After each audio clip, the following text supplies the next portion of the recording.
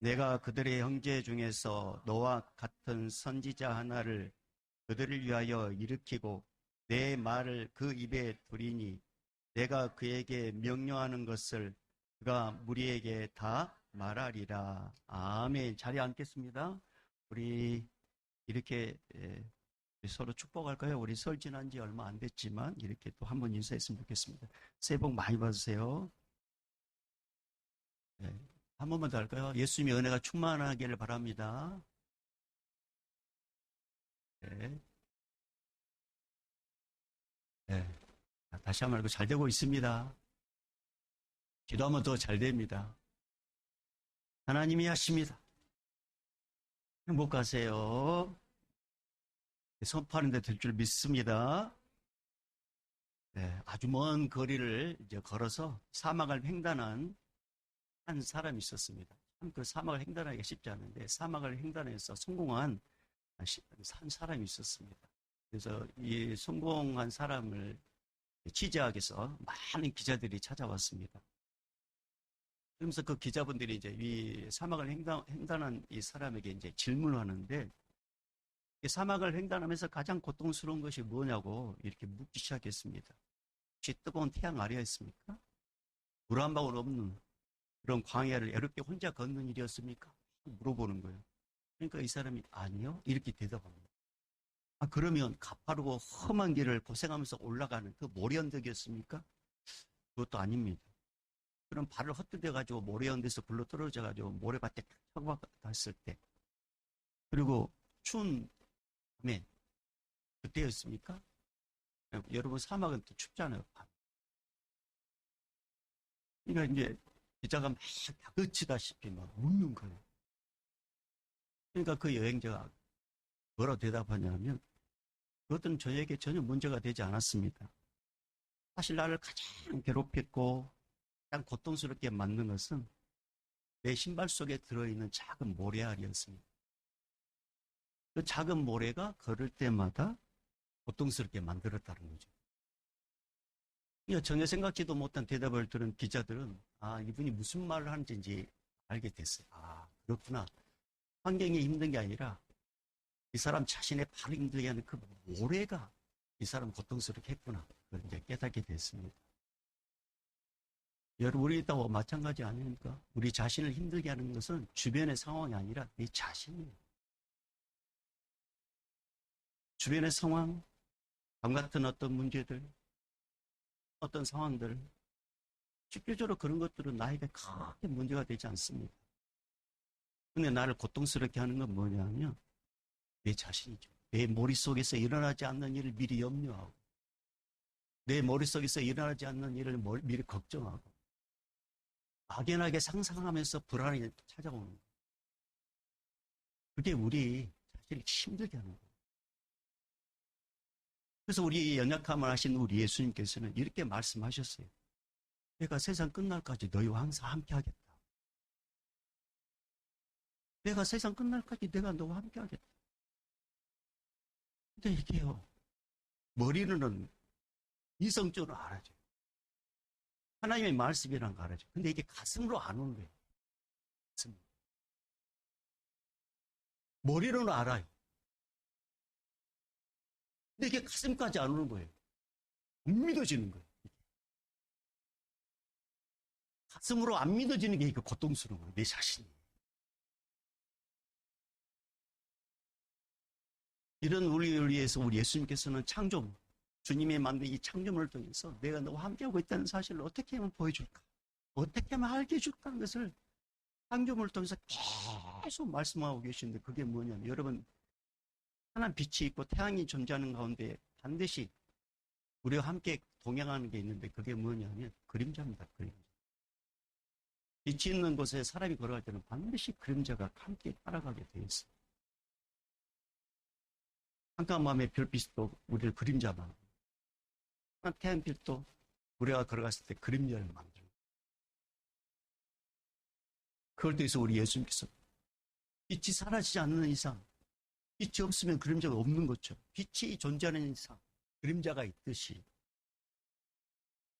네가 인식하든지 인식하지 못하든지 나는 너와 함께하고 있다. 이 사실을 오늘 우리 주님께서 여기 계신 우리 성도님들, 방송을 보는 우리 믿음의 사람들에게 해주고 싶어 하십니다. 그러니까 여러분, 내 혼자라고 생각하지 마시고 빛이 없으면 그림자도 없듯이 주님은 살아계시기에 주님은 나와 함께 하십니다. 인식하든 인식하지 못하든지. 여러분, 우리가 숨을 쉬잖아요. 산소를 여러분 인식합니까? 물속에 들어가서야 우리가 인식하잖아요. 그러나 내가 이 땅을 밟고 있는 이 현장에 있어 산소가 나를 살고 있다는 것은 이 산소가 없으면 우리 죽잖아요. 우리 인식을 하지 않잖아요. 의심하지 않습니다. 근데 이 산소가 존재하기 때문에 우리가 숨을 쉬듯이 우리 주님은 눈에 보이지 않지만 지금 영으로, 성령으로 우리와 함께 하십니다. 그 예수님을 오늘 이 시간 꼭 만나기를 주님 축복합니다. 자, 오늘 말씀 하나님께서 모세를 통하여 선택받은 이스라엘 백성들에게 내가 한 선제를 세워가지고 그를 통해서 나의 말을 다 말하겠다 이렇게 약속의 말씀을 하십니다. 그게 오늘 18절 말씀입니다. 우리 다시 한번 18절 읽어볼까요? 자, 시작. 내가 그들의 형제 중에서 너와 같은 선지자 하나를 그들을 위하여 일으키고 내 말을 그 입에 두리니 내가 그에게 명령하는 것을 그가 무리에게 다 말하리라. 아멘. 이 유진 피터슨이 쓴 이 메시지 성경은 이걸 좀 더 쉽게 이렇게 기록해 놨더라고요. 한번 들어보세요. 내가 그들을 위해 그들의 동족 가운데서 너와 같은 예언자 한 사람을 일으켜 세워 무슨 말을 해야 하는지 그에게 일러주겠다. 그러면 그가 내게 그는 내가 그에게 명령하는 모든 것을 그들에게 전해줄 것이다. 현대인의 성경에는 그 입에다 내가 말을 심어놓겠다 이렇게도 또 표현한 현대인의 성경도 있더라고요. 여러분, 왜 하나님은 모세를 통해서 이스라엘 백성들에게 이런 말씀을 선포하게 하시는 걸까요? 왜 그럴까요? 여러분, 모세에게 있어서 가장 고통스러운 것은 하나님의 명령을 받았잖아요. 하나님의 말씀을 받아가지고 이스라엘 백성들에게 전달한단 말입니다. 근데 이게 너무 고통스러운 거예요. 이 말씀을 전달하는 게 너무 고통스러워. 왜냐하면 모세를 통해서 전달을 받은 하나님의 말씀이 축복의 말씀, 형통의 말씀, 복 받는다는 말씀을 전했을 때는 막 백성들이 좋아한단 말입니다. 좋아해요. 근데 하나님이 주신 말씀을 가지고 또 이렇게 선포할 때 때로는 힘들게 하고 또는 어렵게 만들고 고통스러운 명령을 하면 이걸 거부한단 말이에요. 오히려 또 뭐라 반문하냐. 하나님께서 그런 명령을 내릴 리가 없다는 거죠. 하나님께서 그런 명령을 너에게 주실 이유가 없다. 괜히 모세, 네가 우리에게 하고 싶은 말을 하나님의 이름을 빙자해서 우리를 이렇게 하게 만들려고 하는 게 아니냐? 그러면서 거절한단 말입니다. 심지어 모세를 향하여 뭐라고 또 이야기하냐면 당신이 뭔데 우리에게 이런 명령을 내리냐고. 누가 도대체 당신을 리더로 세웠냐고. 도대체 당신이 어떤 권리로 이렇게 우리에게 명령을 하냐고. 그러면서 대들기까지 합니다. 그래서 이 대든 자들을 어떻게 합니까? 땅을 갈라서 하나님 딱 묻어버리잖아요. 그런 일들이 한두 사람이 아니었단 말이에요. 그러니까 하나님의 명령을 전달해서 순종하는데 그저 그냥 순종하는 게 아니라 때로는 거절을 하고 때로는 자기들 기분 좋으면 받아들이고 이게요. 모세에게 너무 힘든 거예요. 모세에게. 여러분, 사실 모세는 평범한 사람입니다. 모세 외모는 우리 주변에 있는 어른들과 똑같아요. 나이 드신 우리 80대 되신 우리 어르신들의 모습과 똑같아요. 모세는 왕도 아닙니다. 모세는 신도 아니에요. 모세는 아무것도 아닙니다. 그런데 하나님은 모세를 선택해서 하나님의 명령을 전달하게 합니다. 하나님께서 직접 말씀하실 수 있어요. 하지만 하나님은 모세에게 말씀을 주셔서 하나님의 말씀을 전달하도록 합니다. 왜 하나님은 꼭 이렇게 하시는 걸까요? 왜 그럴까요? 여러분, 하나님께서 태초에 세상을 창조하실 때 하나님과 인간들은 정말 긴밀한 대화를 나눴습니다. 하나님께서 인간들에게 뭔가 말씀하실 때 모든 말들을 신적 권위에서 명령하셨어요. 하나님이 만든 창조물이 인간들에게 너 이렇게 좀 해볼래? 너 이렇게 좀 이렇게 해주지 않을래? 이렇게 부탁하거나 이렇게 요청하지 않으셨습니다. 우리 하나님은.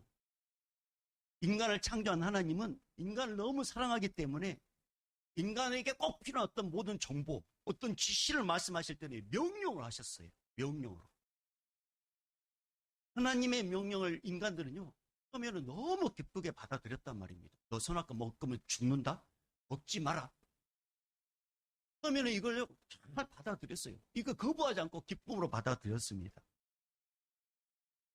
그 말씀을 순종했어요. 근데 어느 순간부터 하나님의 명령을 점점 거부하는 마음이 이제 생기는데, 그렇게 거부하는 마음을 주는 존재가 있었는데, 그게 누구냐? 마귀 사탄입니다.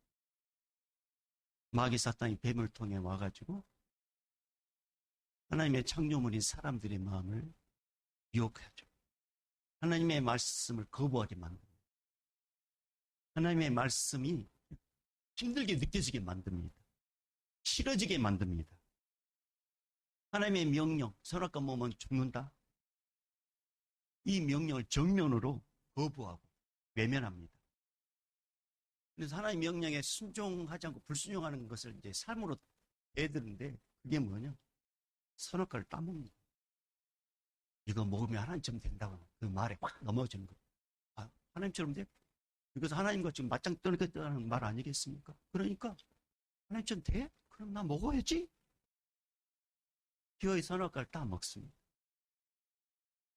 이게 이제 인간의 죄의 시작이었습니다. 이렇게 죄를 짓고 타락한 인간, 하나님의 명령을 거부하고 하나님의 말씀에 순종함을 거부했던 이 인간의 고통은 이때부터 시작됐습니다. 그래서 인간의 힘든 인생은 이제 시작돼요. 그리고 자신의 힘으로 모든 고통과 모든 어려움을 해결해야 할 그런 존재로, 오늘 우리 전도사님 타락, 떨어졌다고 이야기하는 거죠. 높은 자리에 떨어졌다고 이야기하는 거죠. 스스로 자기 자신을 던져버립니다. 인생 밑바닥. 그래서 여러분 고통이 시작된 거예요. 그래서 악순환이 시작된 거예요. 하지만 사랑의 하나님은 하나님의 형상을 닮은 우리를 너무 사랑하셨습니다. 하나님의 음성을 듣지 못하고 거부한 이 인간들, 하루하루 끔찍한 삶을 살 수밖에 없는 이 인간들을 우리 하나님은 살려주고 싶었어요. 그래서 이 땅에 보내신 분이 누구시냐? 바로 예수 그리스도십니다. 그분은 하나님이셔요. 그분만이 죄가 없으셔요. 그분이 신이시니까. 예수님께서 이 땅에 오셔가지고 하나님의 명령을 거부하고 하나님을 대적한 우리 인간들의 모든 죄를 다 품습니다. 여러분, 그래서 십자가를 왜 이렇게 십자가에 이렇게 손을 벌리죠? 우리 주님은 이렇게 품을 수 있는 능력자라는 것을 또 보여주고 있는 거죠. 죽습니다. 죄를 다 품고 한 번에 다 이뤘다 하시고 다 해결해 주십니다. 그리고 3일 만에 부활하시고, 그리고 이 땅에 40일 동안 계십니다. 저 같으면 그냥 아이고 끔찍한 인간들 보기 싫다면서 부활하자마자 올라갔을 것 같은데, 우리 주님은 40일 동안 부활체로 이 땅에 계십니다.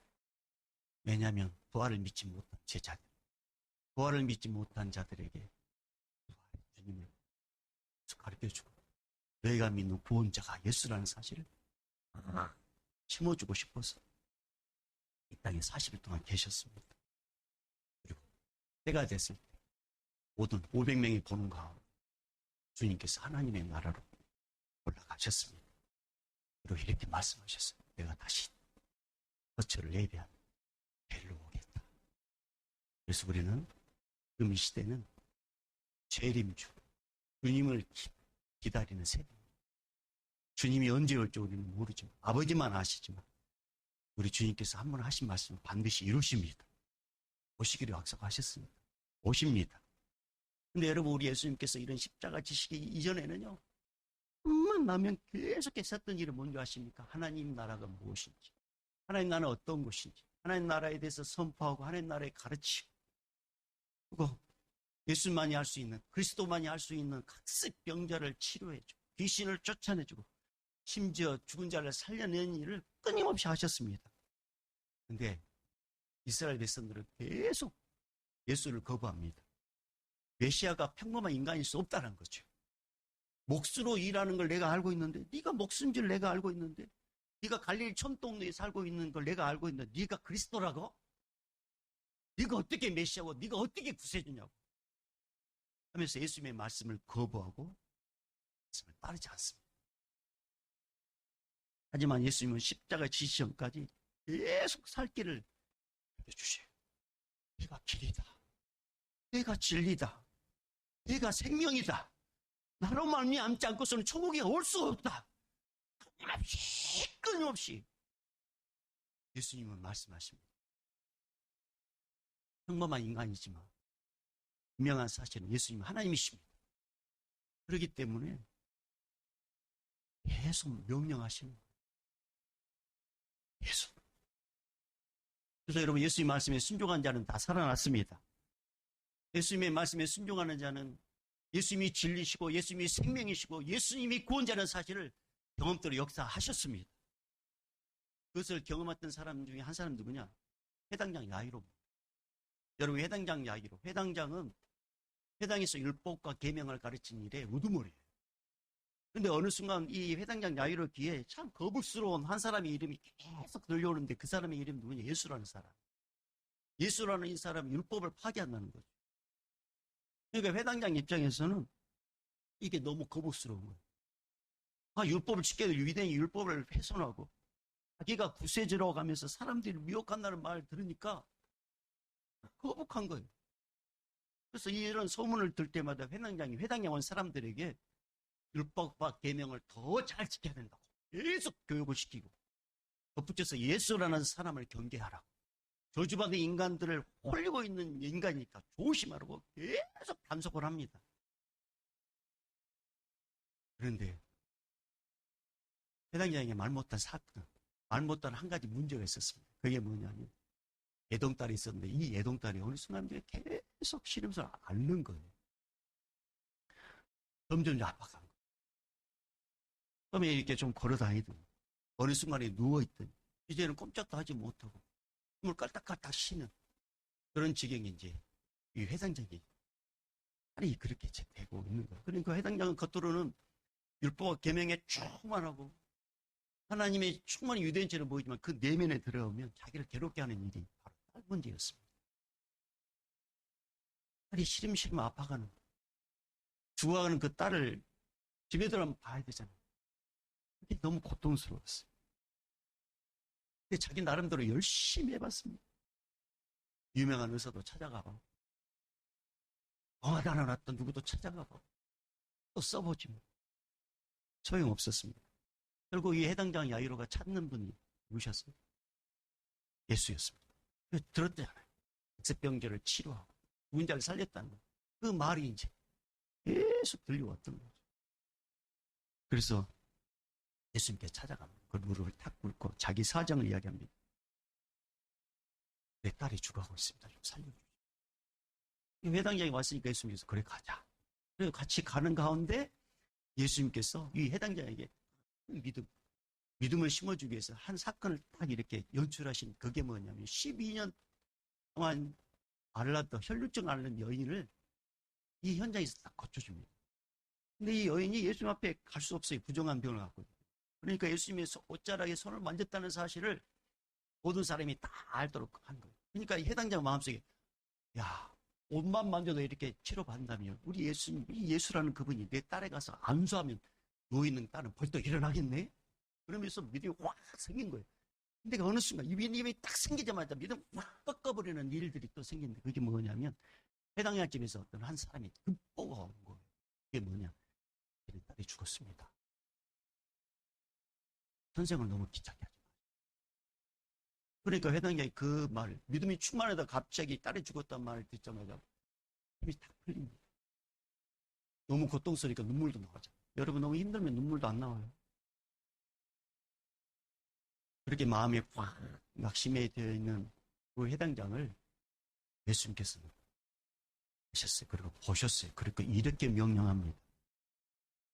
마가복음 5장 36절에 두려워하지 말고 믿기만. 이 명령, 주님의 명령. 자, 따라해 볼까요? 두려워하지 말고 믿기만 하라. 주님이 애원하지 않았어요. 주님이 이렇게 해볼래라고 이렇게 부탁하지 않았어요. 명령이에요. 두려워하지 말고 믿기만 하라. 이미 딸은 죽었단 말입니다. 이미 엎질러진 물이에요. 근데 이 명령이 어떻게 상황을 뒤집을 수 있겠어요? 그러나 여러분, 예수님은 인간을 죽음에서 생명으로, 잘못된 길에서 진리의 길로 이끌기 위해서 이 땅에 오신 전능자 되십니다. 예수님의 외모는 평범하지만 그분의 말씀은 능력입니다. 예수님의 모습은 보통이지만 그분은 창조의 말씀입니다. 그분이 말씀하시면 그대로 됩니다. 예수님의 말씀은 진리의 말씀입니다. 예수의 말씀은 약속의 말씀입니다. 예수의 말씀은 생명의 말씀입니다. 반드시 역사합니다. 그러니까 예수님의 명령은 인간의 말이 아니에요. 하나님께서 예수님에게 말씀을 불어넣어 주셨고 그 말씀을 예수님은 대언한 거고 또한 하나님과 예수님은 동등하셔요. 그렇기 때문에 하나님의 말씀이 예수님의 말씀이에요. 그래서 여러분, 오늘 본문의 말씀을 보면 내가 한 선지자를 세우기 전에 주님께서 뭐라고 말씀하시는지 아세요? 여러분, 오늘 본문에 보면 17절, 18절에 이렇게 기록되어 있잖아요. 우리가 17절은 읽지 않았지만 다시 볼까요? 신명기 18장 17절, 18절 시작. 여호와께서 내게 이르시되 그들의 말이 옳도다. 내가 그들의 형제 중에서 너와 같은 선지자 하나를 그들을 위하여 일으키고 내 말을 그 입에 두리니 내가 그에게 명령하는 것을 그가 무리에게 다 말하리라. 아멘. 여호와께서 내 말을 그 입에 두리니, 하나님의 신적 권위의 말씀이 예수님의 입에 임재하셨습니다. 예수님은 하나님이십니다. 예수님의 신적 권위와 하나님은 동등합니다. 하나님의 말씀이 예수님의 말씀입니다. 예수님의 말씀이 하나님의 말씀입니다. 이 말씀들은 하나님의 말씀이 직접 하신 말씀이 예수님이 하신 말씀과 똑같단 말입니다. 해당장 야이로에게 예수님께서 뭐라 말씀하셨다고요? 따라해볼까요? 두려워하지 말고 믿기만 하라. 다시 한번 두려워하지 말고 믿기만 하라. 이게 부탁입니까? 이게 애원입니까? 이거 뭡니까? 명령입니다. 명령. 그럼 어떻게 되었을까요? 해당자는 집에 들어서자마자 한국소리가 들려서 불쌍해서 어떻게, 불쌍해서 어떻게, 인생의 꽃도 피워오지 못하면서 이렇게 죽다니, 불쌍해서 어떻게. 여러분, 우리가 장례식장 가면 제 젊은 사람 죽으면 그렇죠. 자, 이 꽃도 피워오지 못하고 이 어린 것이 불쌍해서 어떻게. 근데 우리 주님께서 하신 말씀, 죽은 게 아니라 잔다, 이렇게 말씀하셔요. 한번 깨우면 되잖아요. 그러니까 사람들이 비웃는 거예요. 그러니까 믿음 없는 사람들을 주님은 함께 대동하지 않습니다. 베드로, 야고보, 해당장 부부, 예수님, 그리고 그 누워있는, 딸이 누워있는 그 방에 들어갑니다. 그리고 예수님께서 그 죽어있는 그 딸을 향하여 이렇게 명령합니다. 이 다굼, 내가 내게 말하노니 소녀야 일어나라. 이게 애원입니까? 이게 부탁입니까? 이게 뭐라고요? 명령. 자, 이렇게 주님이 명령하자. 죽었어요. 이미 숨이 끊어졌단 말입니다. 창조주 대신 예수님께서 명령하니까 42절 어떻게 되냐. 소녀가 곧 일어나 걸으니, 명령이 임하고 그게 순종하니까 그들의 역사가 일어났단 말입니다. 말씀이 뿌려지니까 그 말씀이 열매로 드러났습니다. 그러니까 주님의 말씀을 우리가 아멘으로 받으면 역사가 일어납니다.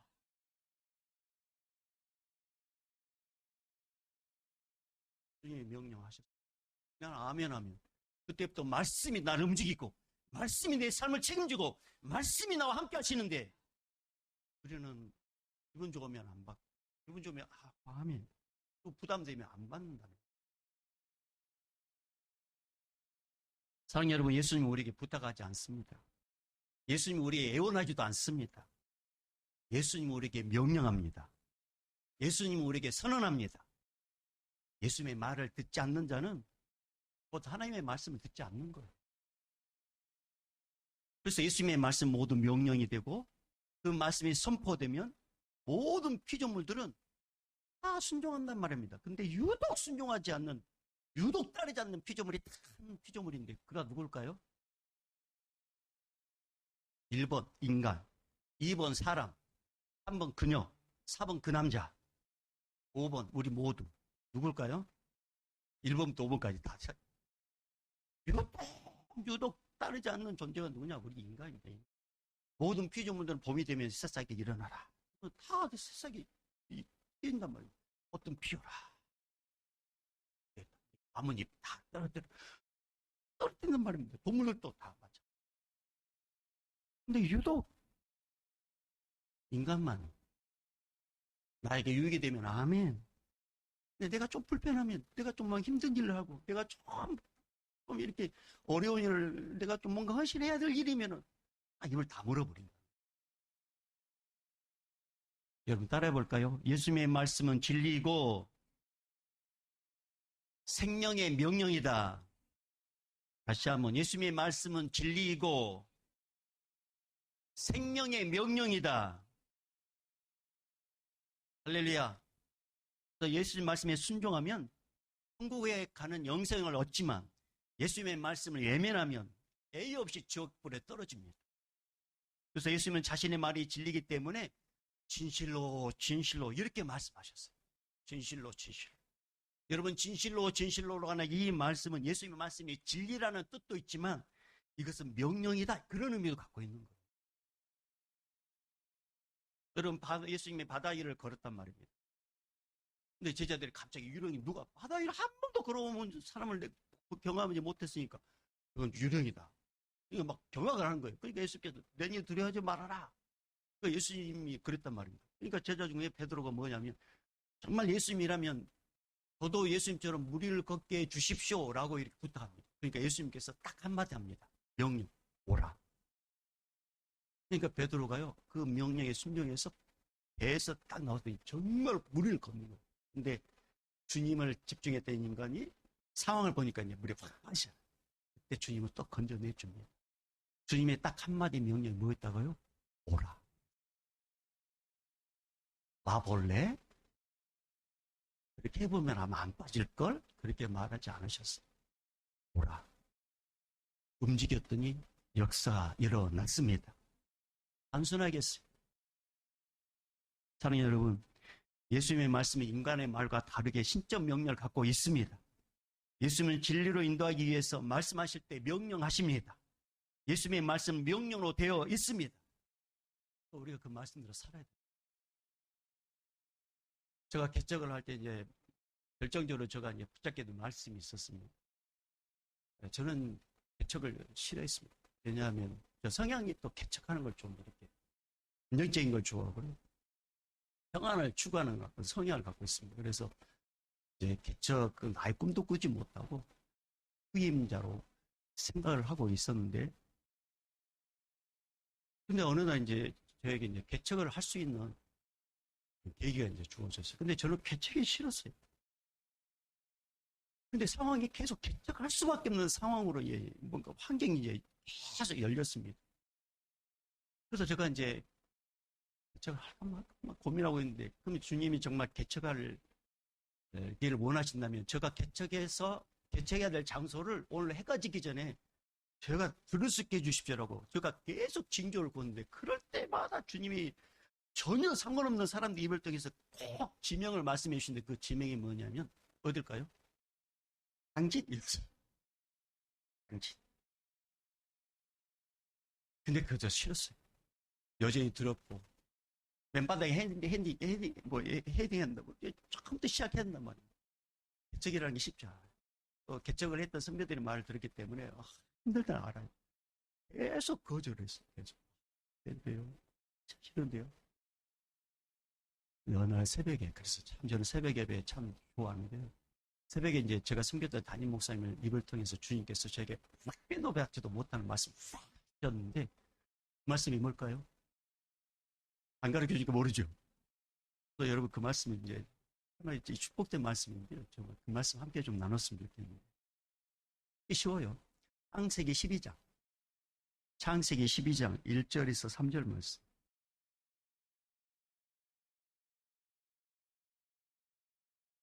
창세기 12장 1절에서 3절 말씀을 이제 1절 3절 말씀. 자, 우리 한번 읽어볼까요? 시작. 여호와께서 아브라함에게 이르시되 너는 너의 고향과 친척과 아버지의 집을 떠나 내가 내게 보여줄 땅으로 가라. 내가 너로 큰 민족을 이루고 내게 복을 주어 내 이름을 창대하게 하리니 너는 복이 될지라. 너를 축복하는 자에게는 내가 복을 내리고 너를 저주하는 자에게는 내가 저주하리니 땅의 모든 족속이 너로 말미암아 복을 얻을 것이라 하신지라. 아멘. 여러분, 원래 아브라함은 예수님의 그림자죠. 예수님께서 하나님 나라의 보좌를 버리고 이 땅에 오셨단 말입니다. 예수 믿으면 다 영생의 복을 받고 상대의 복을 받게 돼요. 영원한 나라의 복을 받게 되는데, 이제 이걸 예수님의 예언적인 말씀입니다. 근데 이 말씀이 이제 그날은 저에게, 직접적으로 저에게 다. 내가 지명한 곳으로 가라. 그래서 이 말씀 붙죠. 아멘. 근데 며칠 지나서 그래서 기도원 올라가가지고 다시 말씀 받고 이제 그래서 이제 개척을 하게 됐었습니다. 주님께서 뭐 저에게 이렇게 해볼래 그랬습니까? 여기 말씀 명령이죠. 명령. 사랑하는 여러분, 우리 예수님은 우리에게 말씀하실 때 명령하십니다.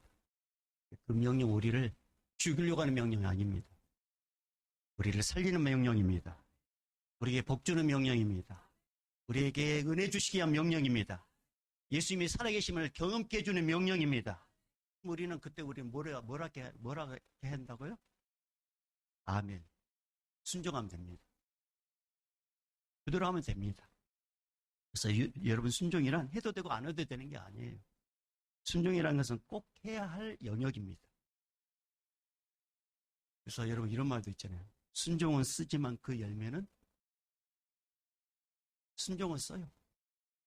그러나 그 열매는 아주 달콤합니다. 근데 우리는 주의 명령을 받아들여요. 주의 종을 통해 선포하는 하나님의 말씀을 잘 받아들여요. 사람의 말로 들어요. 글자로 문자로 받아들여요. 여러분, 사도 바울이 데살로니가 교회 성도를 칭찬한단 말입니다. 데살로니가 교회 성도들 칭찬하는 이유가 나오는데 데살로니가전서 1장 2절 3절 말씀 보면 칭찬합니다. 칭찬해요. 근데 이 칭찬하는 이유가 뭐냐? 데살로니가전서 2장 13절에 이렇게 기록되어 있어요.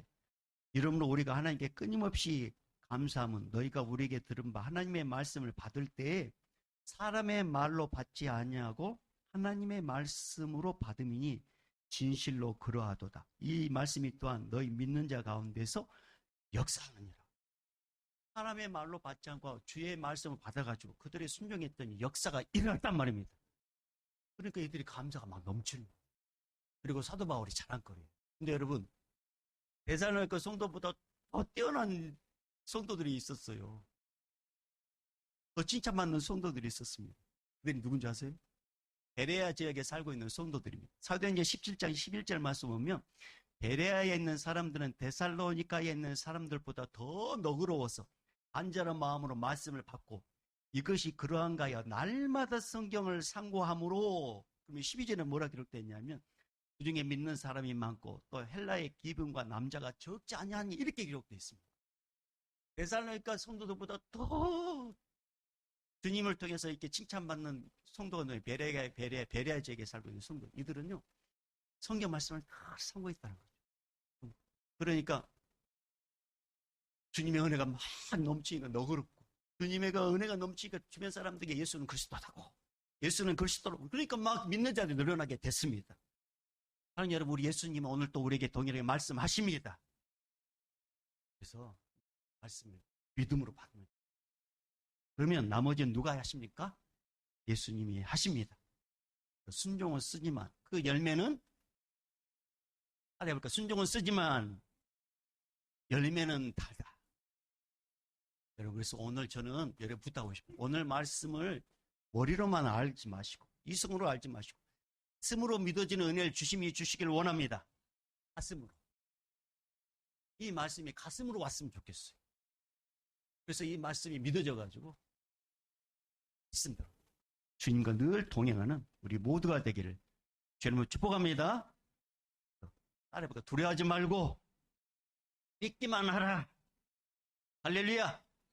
그 예수의 말씀이 능력인 것을 경험하는 우리 모두가 되기를 주님 축복합니다. 우리 주 예수 그리스도의 은혜와 하나님 아버지의 무한하신 사랑하심과 성령님의 감화 감동 교통 충만하심이 우리 예수님은 하나님이시기에 하나님의 마음, 하나님의 말씀을 예수님은 다 말함으로 우리를 살리고 우리를 세우고 우리를 천국까지 인도하는 그 은혜의 말씀, 그 말씀이 명령이기에 명령의 말씀을 아멘으로 받고 아멘으로 화답하여 아멘대로 살기를 다짐하는 우리 성도들의 다짐 위에 그 말씀이 역사에 펼쳐질 것을 기대하며 삶으로 살기를 원하는 우리 믿음의 사람들의 결단 위에 그 결단을 몸으로 보여준 우리 선교사님들과 155만을 지킨 우리 구인들과 함께 예배하지 못하지만 방송으로 예배드리는 우리 믿음의 사람들과 이 예배 현장에 있는 우리 믿음의 사람들 머리 위에 이제부터 영원히 있을지어다. 아멘.